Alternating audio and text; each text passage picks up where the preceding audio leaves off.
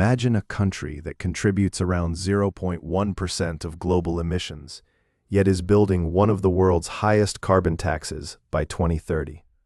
That country is Singapore. This video looks at a specific experiment, how Singapore's rising carbon tax is reshaping its own economy, and how it might quietly influence climate policy far beyond its borders. Singapore introduced its first economy-wide carbon tax in 2019 under the Carbon Pricing Act. The rate was set at 5 Singapore dollars per ton of greenhouse gas emissions, applied to large facilities emitting 25,000 tons or more a year. Crucially, there were no sectoral exemptions, unlike in many European schemes. Why move early? As a low-lying island, Singapore is acutely vulnerable to sea level rise and extreme weather. The government has projected climate adaptation could cost $100 billion or more over the next century. Pricing carbon was framed as both a climate tool and an economic necessity. The real policy shift came in Budget 2022.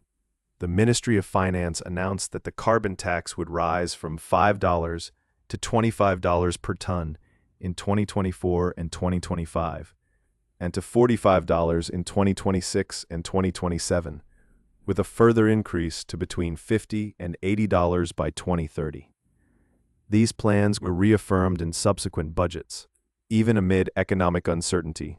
At $50 to $80, Singapore's carbon price would sit within the range that the International Monetary Fund and World Bank say is broadly consistent with a 1.5 to 2 degree pathway.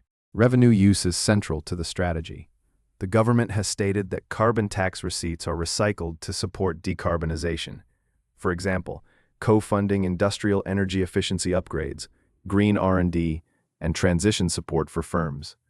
Targeted assistance schemes cushion lower-income households and smaller businesses from pass-through cost increases. Another distinctive feature is international carbon credits. From 2024, liable facilities can offset up to 5% of their taxable emissions by buying high-quality credits aligned with Article 6 of the Paris Agreement.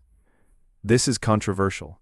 Some environmental groups fear it could delay domestic cuts, but it also positions Singapore as a regional hub for carbon services, verification, and trading. Internationally, Singapore's carbon tax supports its 2050 net zero target and the Singapore Green Plan 2030, which sets sectoral goals in energy, transport, and the built environment. It also shapes the choices of multinational firms using Singapore as their Asian headquarters, especially those with their own internal carbon prices. Compared with other jurisdictions, Singapore's starting rate was low, but its planned trajectory is ambitious by Asian standards. Few regional neighbors have nationwide carbon taxes. Many still rely on pilot emissions trading schemes or regulatory measures. In practice, Singapore's move is less about its direct emissions and more about signaling. Signaling to investors that decarbonization is here to stay, to neighbors that carbon pricing is feasible in a developing Asia context, and to global partners that a small state can align climate policy with long-term competitiveness. Whether Singapore's carbon tax becomes a model for the region will depend on how effectively it cuts emissions while keeping the economy attractive. But it has already ensured one thing.